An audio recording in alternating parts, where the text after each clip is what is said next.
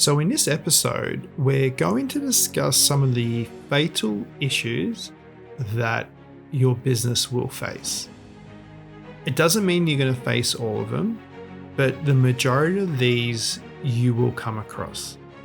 And irrespective if you're a startup, a small business, large corporate, or a government department, you are going to experience the majority of these.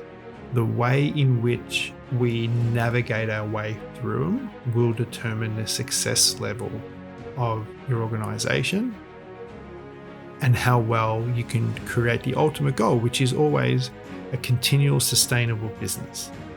And that's the goal. Anyone who's looking for a quick win, there's such a dime a dozen, it doesn't happen. It's about long-term success and long-term sustainability is where businesses have their foundation. So let's get started on the first one. And the first one's quite interesting because it's around potential customers. Who can you sell to? We have a lot of startups, entrepreneurs, and well-established businesses that come to us and they've got fantastic products, fantastic services. But the issue is the market of who they can sell their product or service to is tiny. They don't have a large range of a client base that they can go out there and speak to.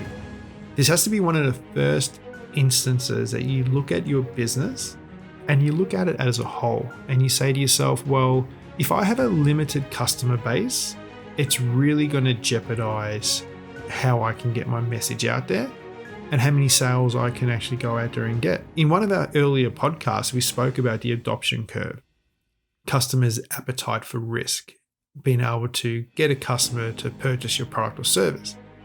And we categorize them into a range of different scenarios where whether they're an innovator, an early adopter, the early majority, the late majority, or a lagger.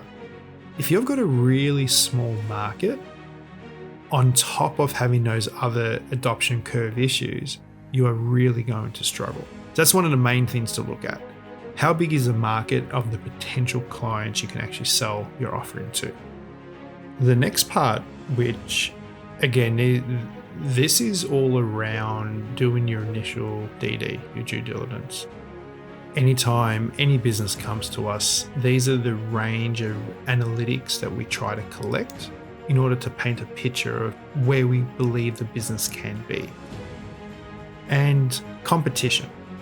If you have a large amount of competition that's out there and who that competition is, it's going to be a significant uphill battle unless you're constantly innovating or your approach is reducing margins, coming in based on price, which again is never really an attractive model because you're going to go under the assumption that any existing business more than likely will have more capital than you, will have more funding than you, and can outlast a pricing war.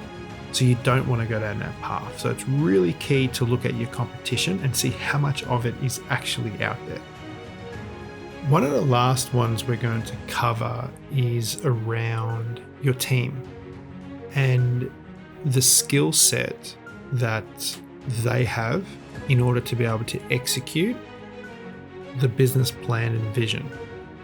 What we find is, and this is across the board, irrespective if it's a startup, corporate, government department, limited resources or limited knowledge. So what that means is, does your team members have the skills, whether it be in sales, tech, administration, accounting, financials, whatever it might be, to be able to do the job to the ability of getting that business and that organization to the next level? And there are times where we have to have these discussions with our clients and say, one of the options might be looking at outsourcing, looking at getting these expert skill set contractors to come into your organization and help you fill in these gaps and fill in the holes of what your team doesn't have that skill set for. It's a emotional decision to make because obviously no one wants to look at the hiring process. Have I got the right team around me? There are a range of different psychometric tools that we use to ensure that the right team members are in the right jobs to fulfill what, again, the vision is for that business.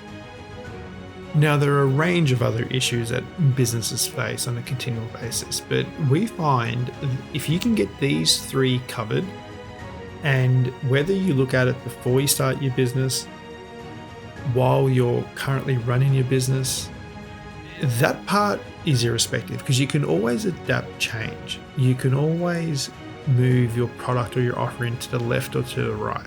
It's important to identify what these are, not to ignore them, not to put your head under the blanket and say, well, they're just going to go away, because they're not. These three factors will be a huge determination. Is the market too small? Great. If the market's too small, how can we look at creating other products? Do we have a lot of competition out there? We do. So how can we find ways to become more innovative, to make our product more attractive without having to reduce price? Because when you reduce price, you're just going to get the next person who's going to come in and slightly undercut your margins as well. You're never going to win that game. And then the last part is the team.